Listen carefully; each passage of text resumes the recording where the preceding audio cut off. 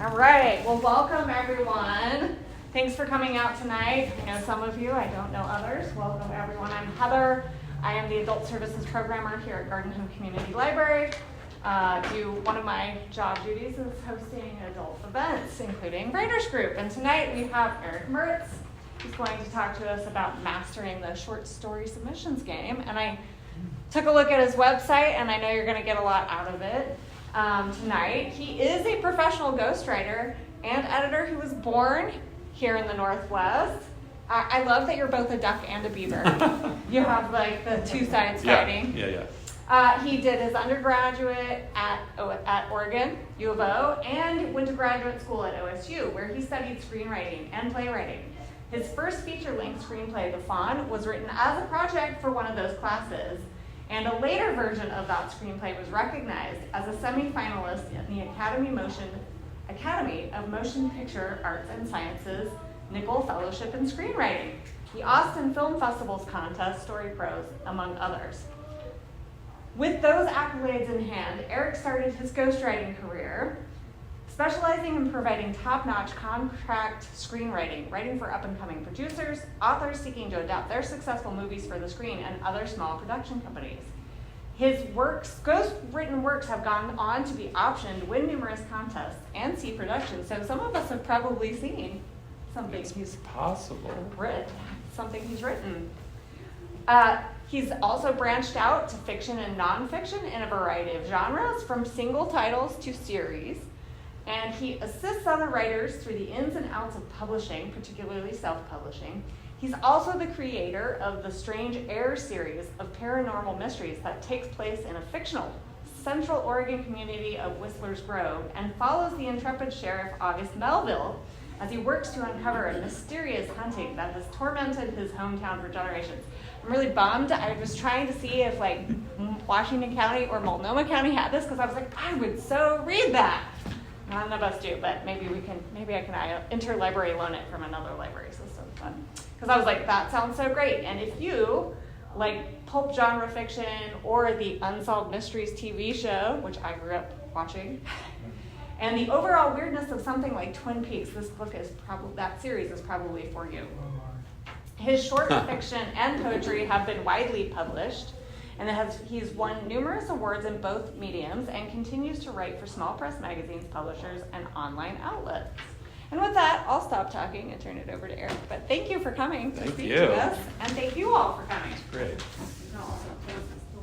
Okay, so this was going to be all up here. I don't know what's going to be the most beneficial. I can turn this like this just to prove to you that I did the work.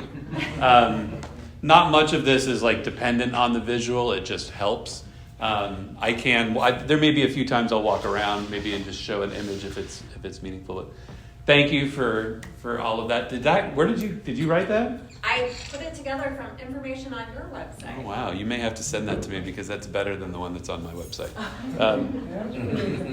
Yeah. Heather, if you find out where you get those books from, let me know. I will let you know, Jeff. You can get those at my website, and I'll have that up for you here in a moment. So I didn't realize you would introduce me, but I will go into a little more detail about just who I am before I get started. So it's true, I ghostwrite. That means I can't tell you what you might have seen of mine. So a ghostwriter in my position is usually I meet a client, whether that be someone who has a life story they want to tell, or a screenplay they want to write, business books that they want to publish. I'm the person that they come and find. And that role puts me into the position of either taking a half-finished manuscript, an idea, and then formulating that into a full-fledged whatever. My first assignment, I always like to tell this story. I met someone at a writer's conference. I shook her hand and said, yeah, I'd love to be a ghostwriter. I can do that. I didn't know what it meant. And that's not a lie. I had no idea. I went home, told my wife, I said, I talked to some lady about ghostwriting. And she said, great. 3 weeks later, I get an email from a guy that said, what if, and I guess I can use this, like, what if we used Gulliver's Travels to tell the story of the Roswell incident? And I'm like, who is this person? I've never seen your email. I don't know who you are. And then I realized, oh, this is a client. I'm in business now. And so I ended up writing the screenplay. That screenplay led to another, and then now I'm here before you today. So ghostwriting is my main business. I'm also like a hybrid published author. I conventionally publish some short stories, which is a lot of what we'll talk about today, that experience. But I also self-publish 2 series of books. So I guess I have to update even everything, because I also publish a series called the Black Springs Saga. This is about a baseball scout that gets caught in a time loop, travels back to a small town, and has to figure out like why everything goes wrong in this small town. I love baseball. It was just my opportunity to use baseball in fiction, and I kind of ran with it. So the first book in that is Dead Still, but I'm kind of proud of this. So how I end up as a publisher, I publish a series of books of my own, but I'm also now publishing an anthology of Pacific Northwest-based horror short stories. The funny story here, there's always a funny story. My friend who I used to make movies with back in the old days lost his job. He had to dissolve his filmmaking business. And I called him up and said, hey, let me take you out for a beer, because that's how I know how to deal with job loss. I'll just buy you a beer. But he said, look, Eric, here's what I want to do with my new unemployment. I want to publish an anthology of short stories. And I said, that's not employment, that's crazy. And he said, no, man, I love horror, and you love horror, and let's do this thing. And it's 2 years later, well, about a year and a half later. It took about a year to get the cover and the graphic for the that's how kind of pretentious we were about the image. But we are fully engrossed in publishing an anthology. So a little bit of what I'm going to talk about today comes from that experience, because now I'm sitting on the end of I receive 10 to 15 emails a week. I can tell you what a good query looks like. I can tell you what never to do when you send in a query letter. I can tell you how to follow instructions from a publisher. That's what we're going to talk about. A lot of that's from this experience. So, an understanding that I always like to set expectations of what I hope you get out of this. And so if there's questions, this is where I want, what I'd like you to master. I want you to understand the definitions of what different kinds of short stories, because a lot of those you'll see in market listings when you go out looking for places to publish your work. What's the difference between a novelette and flash fiction? What are the differences there? I'd like you to know how to read and dissect a magazine publication listing in order to understand what a publisher is looking for. And the caveat with that is that the publisher knows what they're looking for. Because sometimes if you play this game long enough, you'll find that the publisher doesn't really know what they want, and they're defining what they want by the submission. So I'm going to talk a little bit about what I think you as an author, how you should address a publisher's needs, what that means in a submission, a query letter, understanding your genre. We're going to talk a little bit of how to write a query letter. That could be its own 2-hour class. There is a 2-hour class coming up at another conference I'm teaching at, which a great query letter. Query letter writer. I'll talk to you about that later. A basic understanding of how the business of a small press publication works. And I'm a big mindset person. If you all are interested in making any kind of career as a writer, it is a marathon. It's not a sprint. It is hard. Even the best. I know some people who've been at the same series for 10, 15, 20 years. They're just getting over the hump with it. But it takes perseverance and it takes mentality. So why are short stories important? There was a time probably, if we were having this conversation 20 years ago, that's about when I started doing conferences, short stories were less relevant. We lived in the domain of the novel. We still live in the world of the novel. That's still the most important length of fiction that we have. But the short story has sort of ebbed and flowed in importance culturally and in literary circles for years.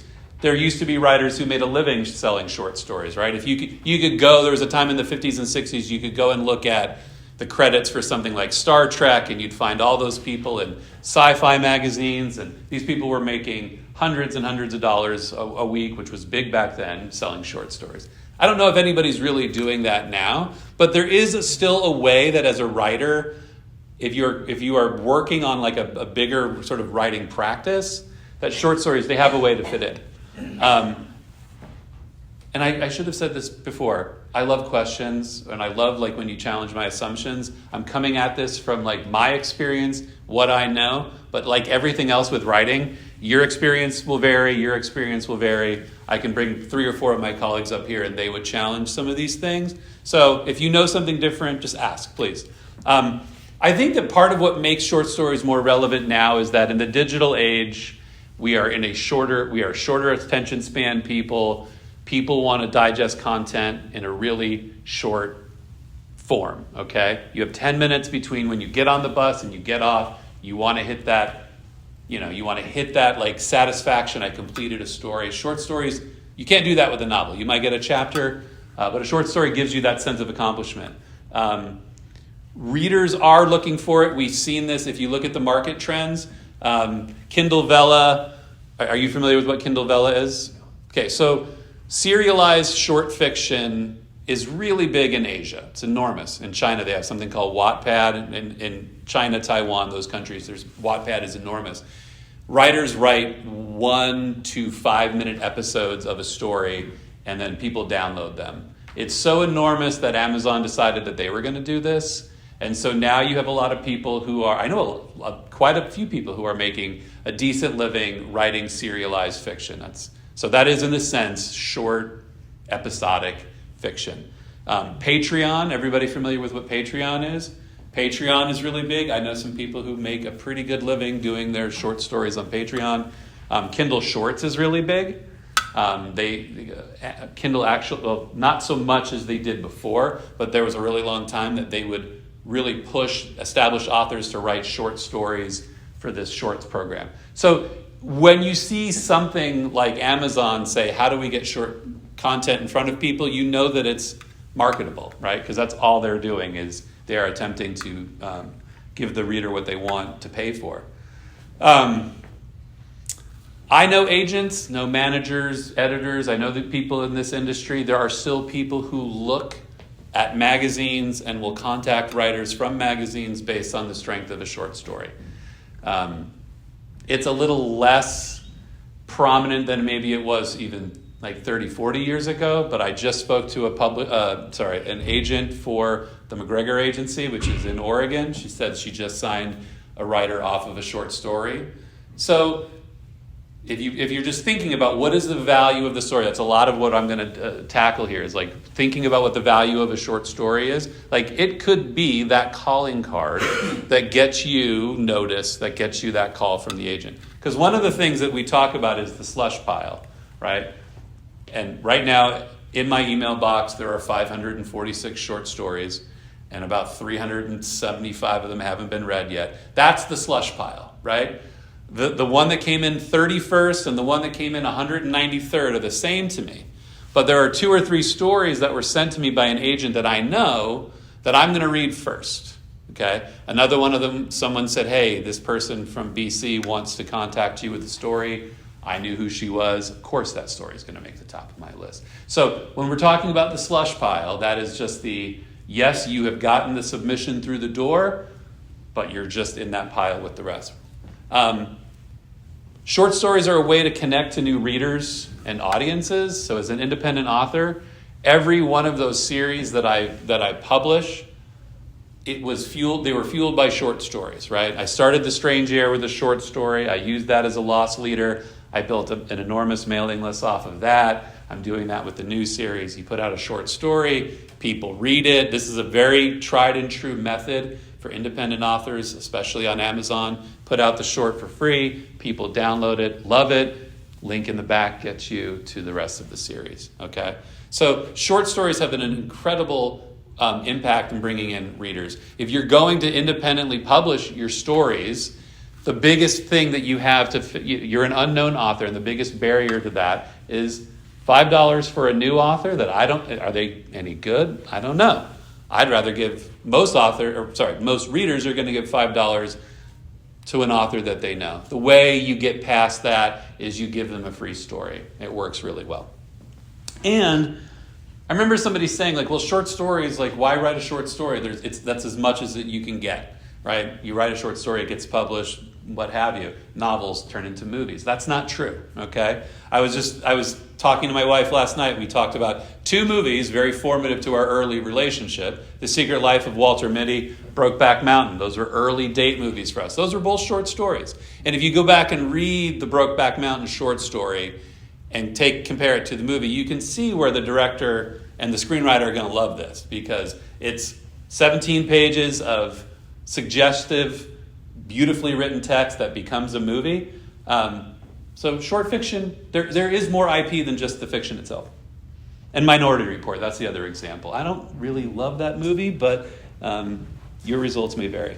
So examples of short stories that have been impactful to author careers. I'll walk around because I feel like I'm kind of hiding behind this table. So these are stories that I've just, like, if you look at how they establish a writer's career, Karen Russell has a story called St. Lucy's Home for Girls Raised by Wolves. That story got her an agent and a massive publishing deal. Shirley Jackson's The Lottery. Has anybody read this story? If you haven't read this story, you go I out and read performed this. it in college. Yeah, you go read the story tonight. Rocks, right? Is that the old, Yeah, the old story though? It's like an old one, Yeah, it's right? old. Okay. Yeah. And then Charlotte Perkins Gilman, The Yellow Wallpaper.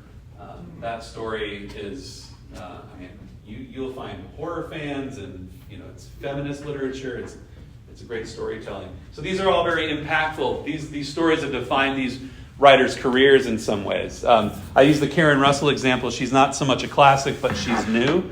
That story, got people really going. And look, I actually, before doing this, counted the number of the number of anthologies or short story collections that I bought this year alone. Summer's only 2 days old.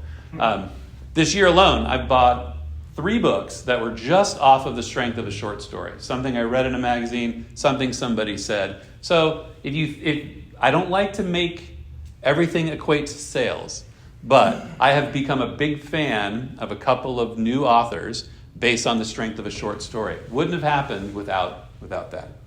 Could you share which authors or any recommendations? Sarah Pinsker, if you like weird science fiction things, do you know? Yeah. Oh my gosh. Yeah. If you were close, you'd see all the hair go up on my arms.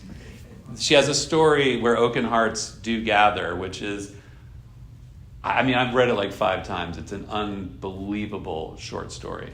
And then Anders, he wrote the story Swedish Cults, the book Swedish Cults. He was called Lovecraft on Acid, and I read the first 3 or 4 stories in that collection and had to turn the light on. I think his name is Anders Fager. Swedish Cults is the name of the book. There's a story called Grandma's Return that just brought me to my knees good. I read it, texted my friend, the guy that I published the anthology with, and said, if you haven't read this, read this. If you've read it, reread it. Okay, so let's get into some technical stuff, right? What are the basic definitions of short stories? I actually did some research in this. There are some really wacky definitions of short stories out there. Some of them seem so niche that you'll probably never encounter them. But maybe I'll come back next year and be proven wrong, because some of these will arise. But the ones you need to know are flash fiction. That's the number one, right? That's really big right now. This is a story that's under 1,000 words, and it still offers a complete plot or scene. Okay, 1,000 words. I have a friend, Jason Brick. He publishes flash fiction anthologies, does really well with them. Actually, speaking to him, he gets submissions from all over the world. It's crazy. So it's a really big up-and-coming form. Microfiction, I haven't seen this very often. I've seen it a few times. It's fiction that's under 300 words. Good luck. That sounds really hard. Short stories are typically 1,500 to 7,500 words. That end number, 7,500 words, varies. Sometimes you see 6, sometimes you see 7, 7,500 will just go on the long end. I will say, as someone who reads short stories that are submitted to me, be as short as you can be. Because when I'm going through my list, sometimes it's the end of the night or I'm just ready to be done, and I'll say that one's 8,000, that one's 7,000 words, and that one's 3. I'll read the 3. So brevity is the soul of wit, and if you can make it shorter, make it shorter. And then we'll push out from short story a little bit. You'll see this sometimes in short story markets. Novelettes are 20,000 to 7,500. I see that number very different. I often think of it as 15,000. Novelettes are great if you're doing the self-publishing thing. If you want to get out there and meet readers, a novelette's great. Gives you a little more time and space to form a character. So novellas are between up to 50,000 words. Now, 50,000 words is you're pushing novel length. You're not going to find a lot of novella markets that say 50,000 words. I know that when my publishing partner and I talked about, whether we would accept a novella, we sort of set the cap at 25,000 words. But again, wow us, right? That's what we always say. Here's what we want, but wow us if you have something else in mind. So where are short stories published? I'm going to take a sip of water real quick so that I don't feel like I'm... just keep seeing the bottle and thinking like, I am really thirsty. I should sip down. All right. So where are short stories generally published? All right. We'll start by magazines, right? Just think of magazines as anything like literary journals, all the way up to like what you would see magazines. The list I came up with that everybody would know would be the New Yorker, Asimov Science Fiction, Sun, Granta. These are big pro markets. We'll talk about what the market pay rates mean. These are big pro markets, magazines. Anthologies are similar in size, probably similar in, probably similar in cost. Some of them will be. These are irregularly published, right? Our anthology will come out when we get around to reading whatever number of stories are left, and then we'll figure out if we're going to ever do this again. We're going to do it again. But we're going to figure out how to do it differently. So anthologies come out at an irregular pace. There are some publishers who put out a regular annual anthology. Where to find them? You can find them almost anywhere you will the listings. I'll talk about where you can find listings on a future slide, like a slide matters to you at this point.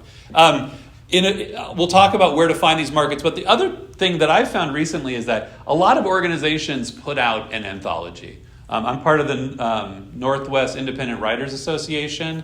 They have an anthology. I'm big in the Lovecraft Film Festival world. There's an anthology they put out every year. So if you're looking for markets with anthologies, and you're not, maybe you have a really niche story, something that it fits somewhere, but it's not anywhere. Maybe find the organization that's around the subject matter and submit it there, or just look to see if they have an anthology. Google searches are great, but you will end up in the weeds with that. It just gets really hard to figure out who's got a call for publications. Podcasts are great places to publish short stories, especially if you're in the genres. I had somebody talking about the agent that I was talking to recently talked about picking up writers off of podcasts, people who are writing for podcasts. I've had 3 stories withdrawn from the slush pile. People will contact me and say, hey, the story's been published elsewhere. We lost 3 of those stories to podcasts. So that's kind of cool. And there's a lot of great ones. Drabblecast, Clark's World, Escape Pod. If you're in the genres, that's going to be where you want to go, at least to consider. I think a lot of people are listening to... I know that Clark's World has a pretty big listenership. So you would be rivaling magazine length at that point if it's about audience. We're going to talk about what matters. I think audience matters. I'd rather have 50,000 people listening to the podcast of my story than, a magazine that sits on the coffee table. I don't know. So that's 50,000 verified listeners. I really like that number. Another place, if you are an independent author, if you're thinking like, hey, I want to do this crazy thing where I take the responsibility for publishing my work, your blog is a great place to publish your short stories, okay? Now understand, once you put it up on your blog, you have published it. You've made it public. It's no longer, you can't sell first North American publication rights to that story, technically. But it's a great place, right? You're building readership. Building a mailing list, it's a great way to build a mailing list off your blog with a short story. And the thing I'll say about having a mailing list is when you have a mailing list of people that are following your work, you own that list. Those people are your fans. They're with you. So building a fan base is a really big part of success as a writer. Amazon's a great place to, like I said, publish a short story, put it out there, build a readership. My series is all spurred off of a free first book, which is more of a novelette, but it drives a lot of readership. It gets downloaded all the time. Those people go in and they buy books, and it works really well. And Patreon, again. Patreon's a great place. I know a lot of people who are putting out a short story every couple of weeks, I know someone who's putting out a short story every couple of days. And it's a revenue stream, right? It's not making anybody rich, but if you are in the business of making writing anything like a career, you need to have multiple revenue streams, things that are working for you. All right. Anybody ready to submit a story? Anybody have one that's like on their desktop saying like, I'm ready to send this story out? Is anybody at that point? You do? Yeah, I saw you nod. You have a story ready to go? Well, I have one, the latest one I finished, I just sent to my main critique partner. So once I get her feedback, then it'll be out the door. Good. So here's what I think about before I send out a short story. And when I created this like slide in my head, I took the latest short story that I finished, and I thought, okay, like what am I considering? What goes into my mind frame? The first thing I think, if you're starting out new, is like, what path are you taking, right? If you're an independent author, if you want to do the whole like DIY thing, that story has different value for you. Again, it's how you build your readership. It's how you get people into your creative space, into your world. That's what it is to you. If you are seeking traditional publication for your career, then it's different. Then you're going into the real submission game. You're putting it out there. You're sending it to different magazines and publishers and those kind of things. Maybe you're a hybrid author, right? And this is where I sit. It's like, this story for me is going to go to my readers because this is what they like, right? The story I finished recently, this is going out to magazines. I don't see them as connecting, and I want that to have a different life. So you have to think about like what kind of path you're choosing. And I know that's kind of intimidating because you're like, I just want to write a great story and I want to get it in front of people. But it doesn't hurt to start thinking about that kind of thing now. Okay? Where are you in your writing career? This is story 1. It's very different than story 10, which is very different than story 50. There are benefits to being at all those stages, but you just have to know where you are. And we'll talk about what that means for which markets you choose as we go on, because there's readership concerns, there's pay concerns. What do you want to get from the story? Again, do you want readership? Do you want to make money? Do you want accolades? This is the big one that I see now that I'm publishing an anthology of horror short stories, is you have to know the the genre, all right? And I know that this might sound silly or maybe even like a bit superior, but a lot of people don't know the genre they're in, right? Because I have people are sending me stories that they're saying are horror, and I'm reading it and saying, this isn't horror. This is something completely something else. That's not just the publisher speaking, though. I have found that if you try to sell, the biggest mistake people make as writers that I see is that publication wants fantasy. This is science fiction, but I know they're going to like it. Okay? That doesn't work because that publication knows very clearly who their readers are.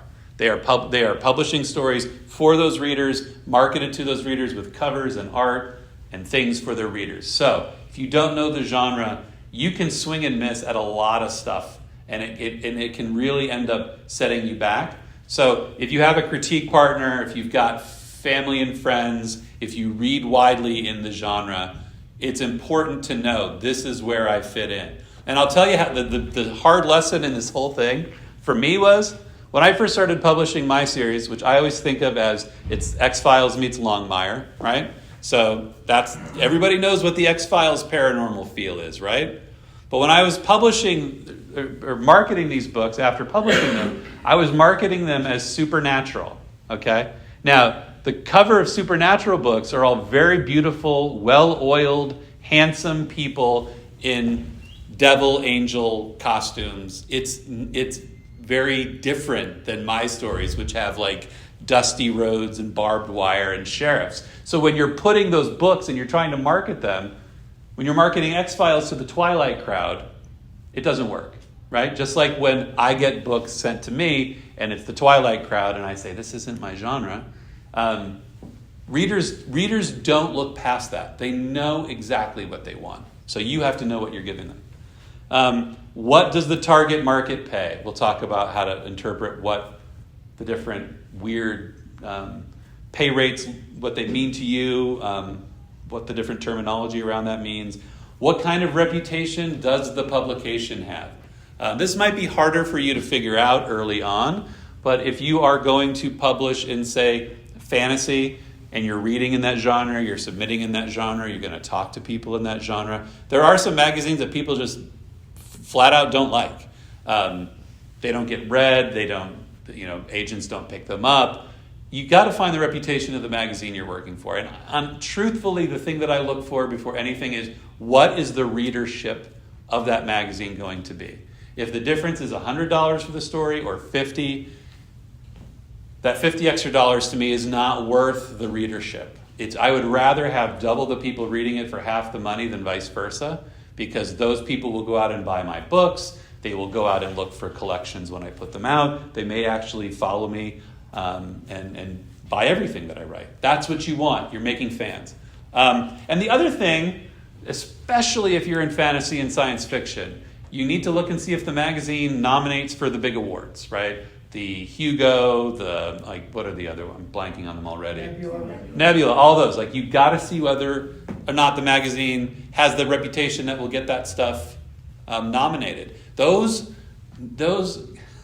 genres the fans eat up. I wish I wrote in them, because there is such a quick and easy bona fide. When you have placed in any of those awards, you're a finalist, you win those awards, readership comes with it. So if the magazine has that reputation, then you want to go there. It's worth more than the money. All right, pay rates. Who likes to talk about money?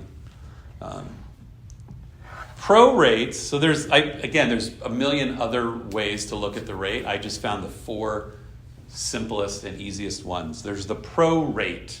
Okay, this is 8 cents a word for a short story. Usually a $400 flat fee is about what you'll see. So 8 cents a word. Do the math. It's like 1,000 word stories, $80. Semi-pro rates are 1 to 7 cents per word. What do they say? $50 to $300 for a flat fee. So my publication, we're paying $40 for a story. We're kind of coming in at the semi-pro, between semi-pro and token. There's reasons for that. Just we made that choice. We can talk about that if you're interested. But token rates, less than 1 cent a word, $5 to $50 flat fee for the story. And then there's non-paying markets. There's markets, they call them for the love. And we talk about whether or not that's something you want to, try out. I have a friend of mine, Eric Witchy. I think he taught here last time. I learned most of the things I've learned since college from Eric Witchy. So if you're sitting on the notes from that session, you need to go back to them. He's wonderful. But he is such a stickler for story is worth what the story is worth. And he would not give anything away for free. I think there's an argument for giving some of it away, but we can talk about that right now. When you are just starting out as a writer, okay, if this is submission number 1 and you're going to send it to the New Yorker, I can't say it's impossible, but it's not possible. Like, it's just, there's those big magazines are almost all solicited manuscripts, okay? Anything that you see on the shelf at your Fred Meyer, or even like at a I don't know, what are the big are there any more big magazine shops? Does Rich's Cigar Store still do all those like literary magazine? anything you'd see on the shelf of a big bookstore, probably going to be a majority solicited manuscripts. There are people who get in off the slush pile. You can find that information if you really want to dig. The odds are slim. So the non-paying market is a way to get your foot in the door, okay? Do you want to give that story up for nothing to get a copy? Hopefully you'll get a copy of the magazine, although that can even be an issue sometimes. So is it worth it at that point to get a credit? You can continue to send the story out, or you can take the bird in the hand and the story that gets picked up, that gets you something. We'll talk about when you write a query letter, you list your credentials. These are the places I've won awards. These are the places I've been published. Even though that's a non-paying market, that line matters. It just gives them some reason to keep reading. They're easier to get into. All right? It's just you're going to have a much better shot of getting the story published. And sometimes getting that first story published it's a matter of getting closure, right? I'm through the door. I don't have to think about breaking that seal. Now you shoot for the next biggest one. The other part of it is that while you may say to yourself, well, I published a story in a non-paying magazine, your readers and potential fans don't know how much the magazine pays. So I keep coming back to this topic of you're building fans of you as a writer. You want people to be interested in your work. So if you're on social media or if you're talking to people in whatever channel and you say, hey, I was just published in Name the Magazine, they don't say, well, that's a non-paying magazine. Why is he telling me about that? They just say, cool, where can I get that? And if they read it and like the story, it may have more value to you than the $50 somebody's going to pay you. They help establish credentials. And the other part of it is, and I always come back to connections and who you make friends with. It's incredibly important that you are networking and just getting to know people. You're not competing with each other. You're not competing with anybody in this industry, frankly. The biggest mistakes I've ever made were looking at networking opportunities and thinking, well, this person and I are at the same table, so why would I network with them, right? I have friends who are now doing big and wonderful things that I wished I had a deeper connection with. And sometimes that's just a publisher, right? I have heard the story numerous times. Hey, we read this person when we were doing this. We now are looking to them because we're doing something more. I'm only offering $40 for a short story right now, but our plan and our hope is that we put out a nice anthology, we can double that, right? You're always moving forward, and you're hoping to keep working with the people that you like working with, right? It's a social business. So we'll talk about what rights when you sell rights. You'll see this in a listing, and we'll go through a listing here in a moment. But there's a lot of different rights. I'm not going to go into too much detail about them, but the prominent one is first North American serial rights. All right, and this grants the publisher the right to the first publish of the work in North America. They buy that for a period of time. A year is typical. That means they have the right to publish that for a year. After a year, you get the right to do that, to reprint that. First serial rights are similar. Second serial rights, anthology rights, similar times. You're selling the right to the story to be published in that place for a period of time. When you sign that agreement, it should say an amount of time. And if it says in perpetuity, you don't sign that agreement. I had a friend who signed that away on a story, and that story gets reprinted quite often, and they have seen no money for it. And again, it's not about the money, but that story, they didn't know what they were signing off on. Electronic rights, this is like a bit more of a granular, like this is just the electronic publication of that. Now with audiobooks, you see audio rights, translation rights, that's a big one as markets begin to kind of gray in between. I know someone who signed away the translation rights to a story, and that story is like in 17, 18 languages at this point, and they haven't been paid for each one of those. So again, be aware of what you're doing. Dramatic rights, that is the right to adapt the work into a play or a film. And then you get into things, reprint rights, which does actually happen quite a bit. And if you stay in the game long enough, you publish a story, it comes out for a year, you get that story back. There are a lot of magazines that print reprints. They will take a story that's come out before. It's usually I'm sure there's some downward slope in what you're getting paid with each one of those, but the reprint rights to things have value. There's the thing, universal all rights. Again, if you see this in a contract, if there's any way to make money off the story, you do not want to sign away all the rights. That person probably you don't want to do business with. And then non-exclusive rights. I've never seen this anywhere other than when I do research into this kind of thing. I've never seen non-exclusive rights. Anybody that's going to give you money for the story wants to have it for a period of time for their so they can make money off of it. So where can you find the markets that you want to print, that you want to send your stories to? I'm glad the slide isn't up there because the print is so small you wouldn't be able to read it anyway. Duotrope. If you're not on Duotrope looking at their listings, Duotrope is fantastic. They have search filters, so you can say, I want to search all science fiction magazines that take electronic submissions and accept simultaneous submissions and pay at least $10 for the story. Doop, gives you the whole list of it. Duotrope is really great. Submission Grinder works very similar. Submission Grinder's feature that I like is that it tracks the response time from the publisher. So you can see, wow, these people look great, but they take 293 days to respond. And when you heard the number of short stories I have, I am running into that problem. I may be 293 days from responding to some people. It takes a long time. Writer's Marketplace. This is the old book you used to see on the bookshelf. There's a digital version of that. That one's, I think still trends a little. Well, it trends two places that Duotrope and Submission Grinder don't. It goes there's a lot of the academic journals there. Those are going to be the prestigious ones. And there's going to be more of the sort of, like the chicken soup for the soul kind of stuff, like the big sort of mass market books. You'll find those in Writers' Marketplaces. New Pages is a place.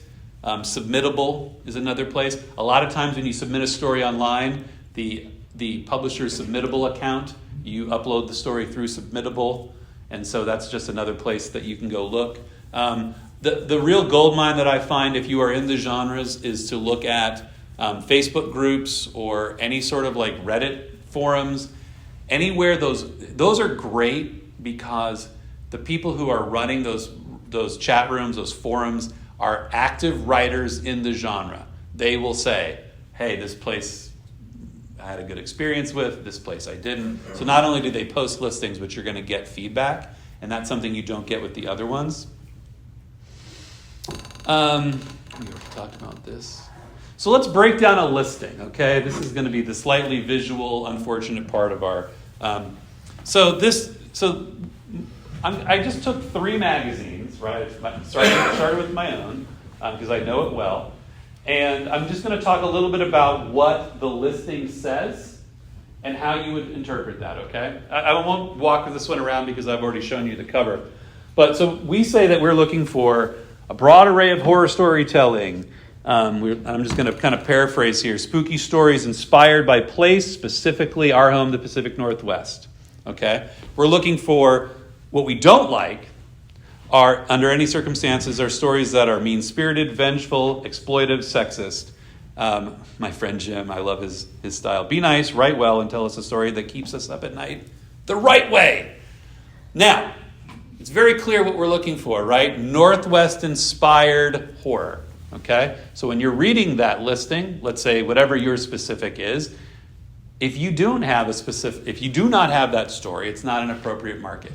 I have read I've read some really mean-spirited, some incredibly sexist and exploitive stories from people who just didn't read the listing, okay? We want stories that are inspired by the Pacific Northwest. So the story needs to have an element of the Pacific Northwest in it. I get at least a dozen stories so far that are like, hey, this has nothing to do with the Pacific Northwest, but thought you'd like it. No.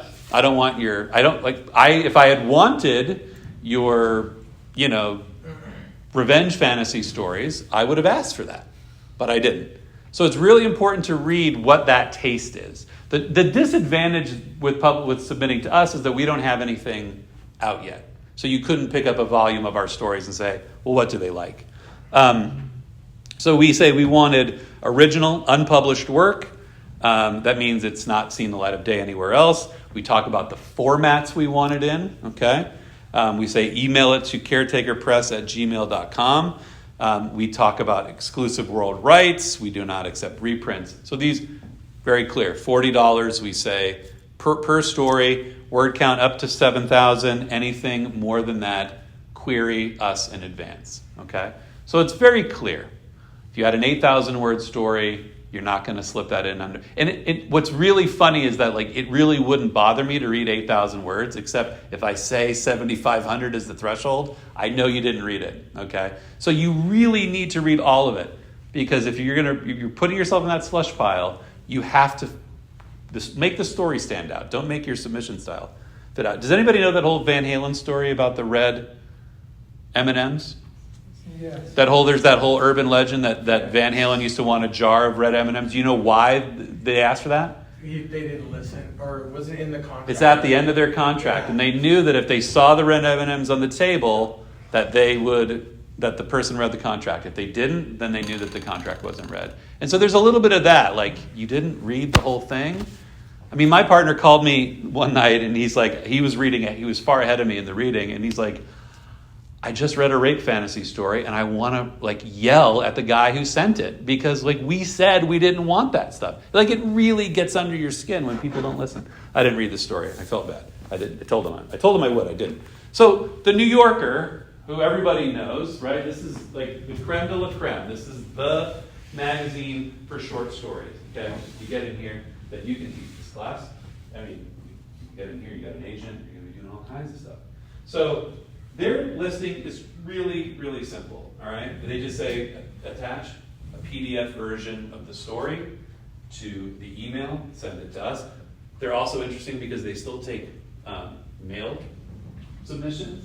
I can't imagine what that's like. I used to remember sending them out when I was like starting out.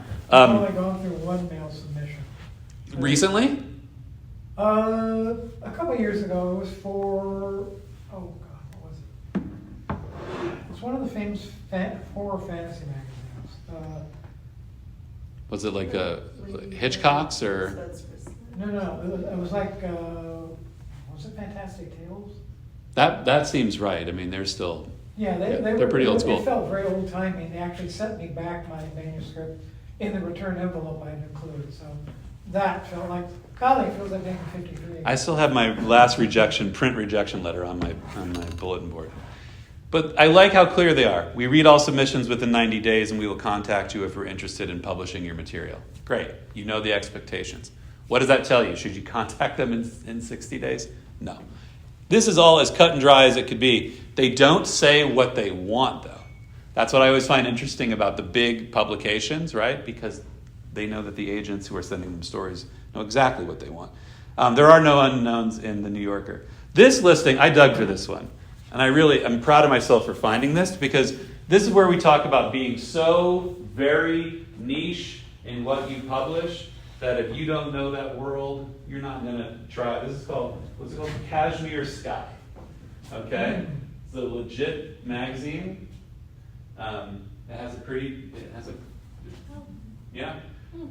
They accept, I'll read the description because it's so clear. And what I loved about it is when I read it, I knew exactly that this was not for me. Like I knew, not in a judgmental sense, it's just like, I have no stories for you. They say they're interested in a wide variety of content, except very specifically, it has to be about an anthropomorphic furry in fantasy, sci-fi, supernatural, must involve animals, medieval history, mythology, or adult subcultures. Right? You know this story if you have it. You don't send them your werewolf. Well, I'd like someone to send them like a hardcore werewolf story.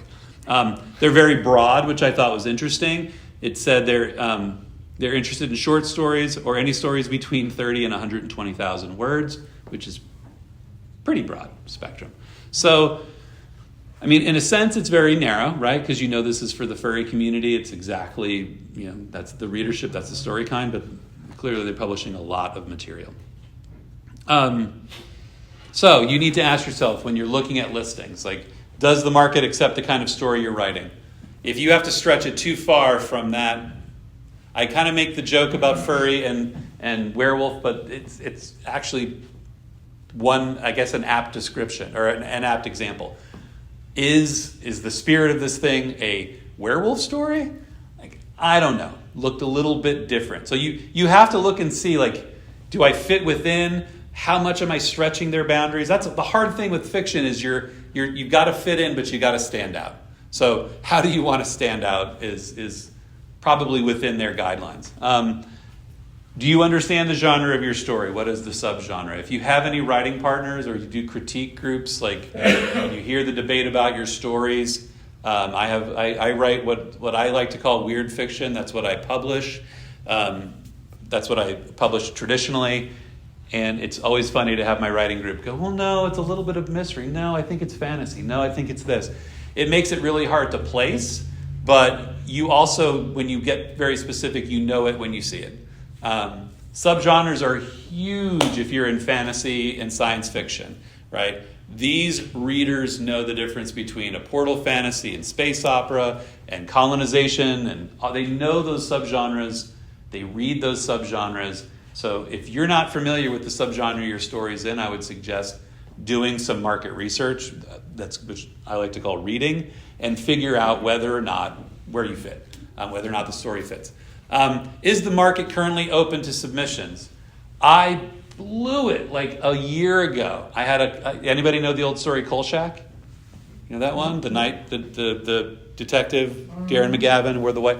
I had written a Kolchak story. I was so excited about it. There was somebody doing a Kolchak anthology. I sent it to them. The guy said, "This is great. This is not open for another month and a half."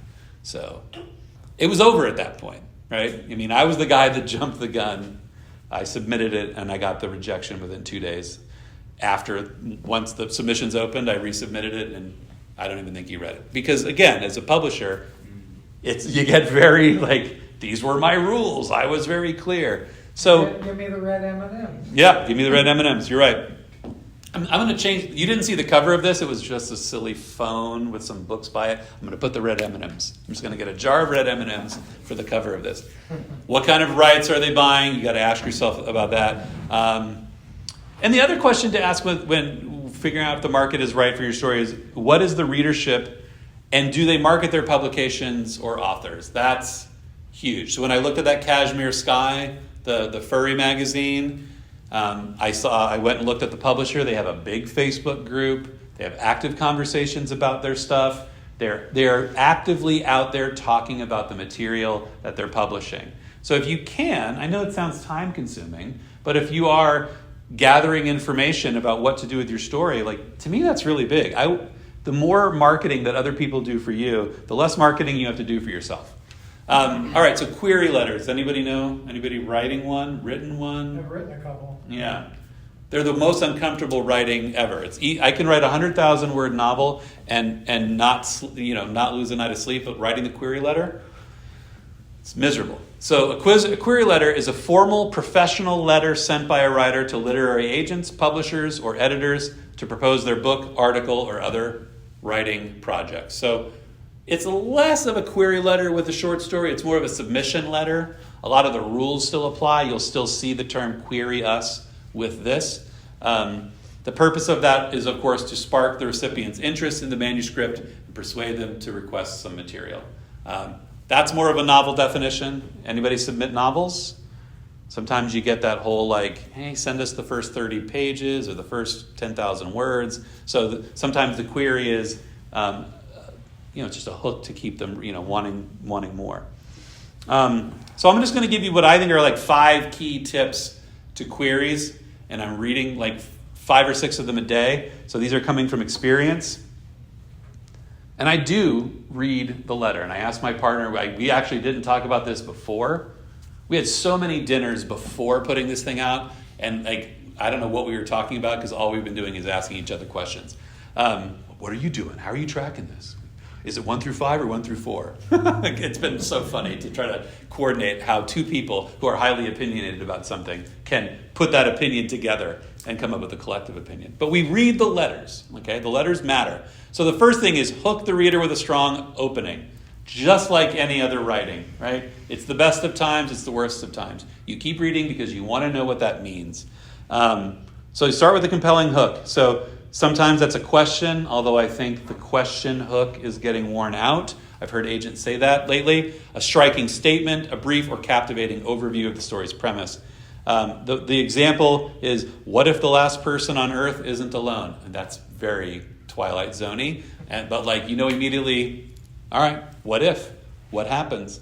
I would just be cautious of the question opening. That question had better be damn good. Because I had some lunch with agents about 2 months ago, and they all said, I don't know how many more times I'm going to get that hook question to open things up. Summarize your story concisely, okay?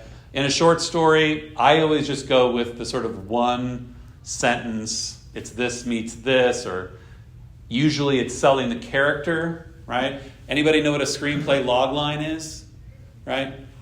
If you look up how to write a screenplay logline, that's kind of the line you want. So a log line for The Wizard of... I'm going to butcher this. But like the log line for The Wizard of Oz is, when an ordinary farm girl lands in a mystical world, can she find her way home saving 3 friends on the way? It's a terrible log line, right? I've never sell that script. But that's the basic idea. You don't tell the ending. You kind of tell, here's the character, here's the problem, here's why this isn't just some girl walking down the street, right?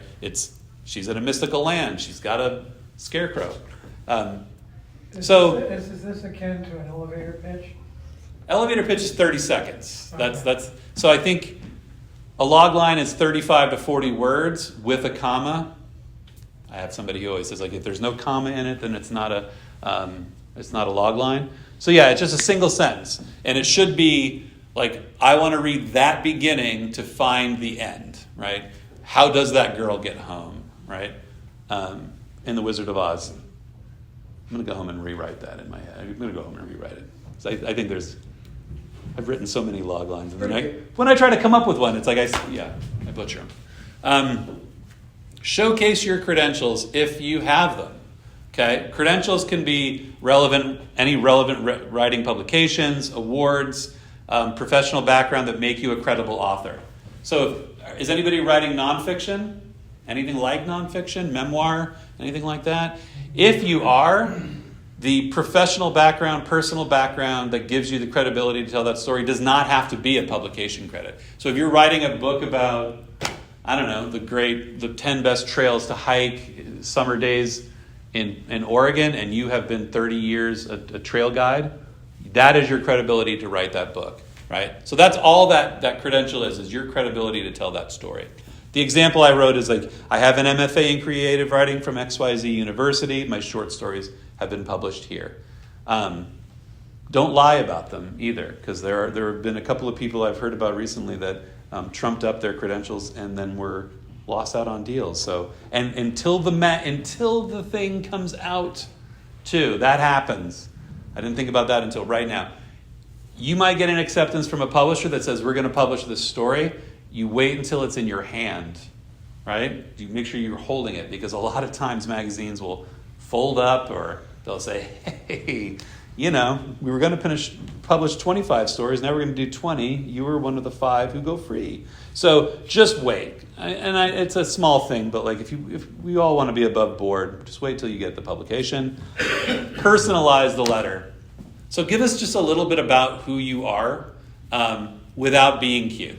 Because I've been reading some people who think they're really funny, and when you're the 11th story I've read today, all the jokes you want to make about horror are not funny anymore, and it actually gets a little bit.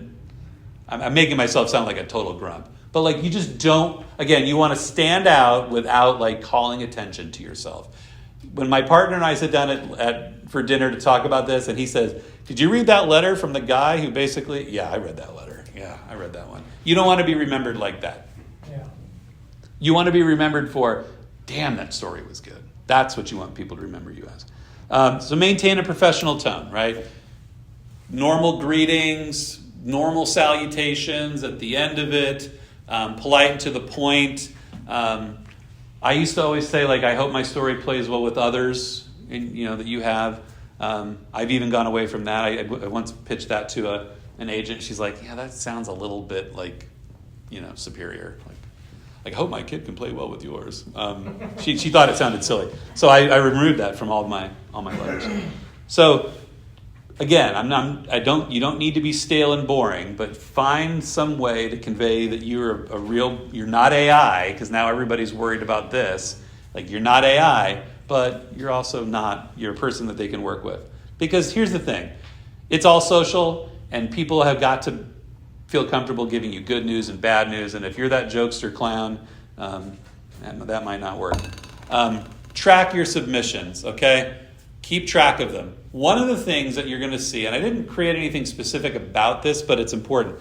Simultaneous submissions, okay? This is when a magazine says, some magazines say no simultaneous submissions. That means when you send that story to us, you cannot send it anywhere else, right? Because that magazine has a great reputation, and they don't want to get caught holding the bag. Like, they like the story, you publish it somewhere else.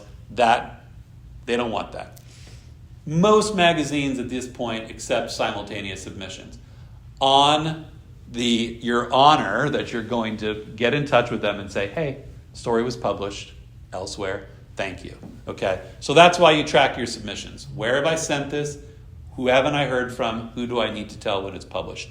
Markets take at least 30 days, unless you jump the gun and send your Kolchak story too early, then it takes 2 days. But in general, 30 days, that's about the soonest you're going to hear, unless it's toward the end of the submission period. Maybe they're just shooting out no's. Most take upwards of 90. My whole thing is, if it's 90 days and I haven't heard, I will check in. Anything under that, I think, let's let them read.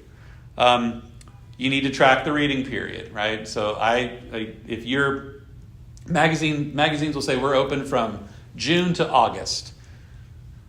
Not pestering a magazine around the end of the reading period is a pretty good idea. You don't want to pester them, because that's when everybody's rushing to get everything read. They're making their decisions. You don't want to be a pest at that point. You need to track the day you sent the story, the day you received notification. The reason why that is important too is that you don't, like some magazines say, do not submit more than once in a year. So you have to know, if you've already gotten my no for 2024, I have to wait till 2025. So the most important reason is simultaneous submissions, but also avoid that repeat submission policy. Again, you don't want to be the person that sends one 6 months later after no. I also use it to track how well stories are performing. So I love every story that I write. I think they're all great. But that's not true in the eyes of publishers. So I have like a 10-story submission rule where I say, I don't know, it's been out there for 10 submissions. I haven't gotten a yes yet. That's when I consider rewriting or retiring it. And maybe one day when I get that reputation that I want, I can publish all the retired stories, and the joke will be on everyone else. But until then, they'll just sit on my hard drive. Follow up. 45 to 60 days, I would say, is about the time you want to start considering it, making that plan. You are within your rights at any time to withdraw your submission. We had somebody withdraw a submission that they didn't even give us a reason. They just said, I'm taking this back. Sometimes I'm going to guess that's a rewrite. Maybe it's the decision to self-publish the story. Maybe they've decided, hey, I'm going to write in this world and I'm going to take it back. Or they just abandon the idea. I don't know. Whatever it is, you have the right to do it. Absolutely follow up with them, like I said, with simultaneous submissions. And then other times that you want to follow up with any kind of post-publication is when to expect payment, your contributor copy, and when you can talk about your publication. That's another thing. A lot of these places want to we're going to all start talking about this on July 1st. So nobody, there's like this, they don't want any media about it. One of the things I'm doing later this year is I'm the host of Ghost Story Weekend for Word Crafters in Eugene. I've known about this for a while. They didn't want me to talk about it, which kind of drives me nuts because I've been so excited to talk about it. But I can talk about it now. All right, so here are some tips. All right, these are just the things that I think, like for mindset, that I would hope you keep in mind as you're going out there. First off, we said it early, just know where you are in your career, right?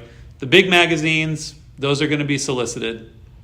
It's great to look at them for the standard of what your writing should be, could be, but they're just not for newcomers. There's just nobody who gets... If they publish someone's first story, it's because that person won an award, that person got an MFA somewhere, that person has an inside track through an agent. It's just not for your first cold query. Bless you. So be more realistic. And that's not... I know that sometimes sound like, well, I think this is a genius story. It may very well be, but nobody hatches the genius story at the New Yorker. Read the listing, and I've said it a bunch of times. I read them 3 or 4 times. I even get into the habit since that Kolchak thing. It was a really, really good story too. And I'm just it aggravates me to no end. But now I read the listing. I write things down just so I don't miss anything. Because your eyes can glaze over, right? You look at, if you get on the Submission Grinder, it's a lot of black and white text. You're just looking all right, simultaneous. Okay, they want furries. Okay. It kind of gets to be, it dulls the senses a little bit. Just be careful. Understand the slush pile, okay? Talked about it in the beginning, but we come back to it. Anything you can do to get off that slush pile is critical, right? One of the things that I think I mentioned it later, but here it counts. Read the magazine that you're submitting to. Find a story in the last issue that you really loved and say, hey, by the way, this I don't know if this would work, but this is the kind of thing. This might help you get off the slush pile. I loved Where Oaken Hearts Do Gather. Great story, right? When a publisher reads that, it's a compliment. Because somebody in that editorial team championed that story. Somebody fought for it, argued for it. So you're looking to distinguish yourself. It is a numbers game. It is a huge numbers game. Eric Witchey, who was here, I don't know what he talked about. That guy publishes short stories like nobody I know, and he has a great reputation, but he is still playing the numbers game. He still has to submit a great award-winning stories 4 and 5 times before they get it. Anything you can do to make those numbers work in your favor, use it. Okay? Talk to people. If an agent comes in here to talk next month, find out who that agent is. Don't pester them because agents, people follow agents around like puppies. But make them a fan of who you are, what your work is. They might be able to get you off that slush pile. All right, so money matters. Or does it? This is up to you, right? I've published a lot of stories where, there's this whole thing in the art world where it's I'm doing it for exposure, right? And there's the cartoon of the guy eating the empty bowl of exposure, right? You can get into that whole feeling that you're just doing this for the love or you're doing this to make fans. But there is sort of a pot of gold at the end of that rainbow. Is $50 worth if all you get is $50? I don't know. Sometimes it's nice to have somebody take me out for lunch or, my wife and I out to dinner. But it's also really important that people read the story. So most people I know when they're looking for magazines, they go into there, they get all their, sci-fi, they get all their specs right, and then they sort by pay, and then they just start submitting from the top. That can be a great way, as long as it's not just the money. Read the publication. I said this once to a group of people. I said, read the publication before you submit. And they're like, no, you should really love the stories in that publication, right? And if you read them and you say, gosh, I don't want to read these. It's not the right magazine for you, right? Because the stories either aren't in your genre, you don't love them, or you're forcing yourself to read stuff that's not great. Do you want your stories in those magazines? So just read the publication. Or at very least read, if I don't read the publication, I'll often go read, the story title, the description. I'll read about the author and just see if there's harmony there. You got to find some connection. Use what you know, all right? When you read that publication, I just mentioned this a second ago, and you love the last story that they put out, bring that up in the letter. I'm telling you, that stuff glows.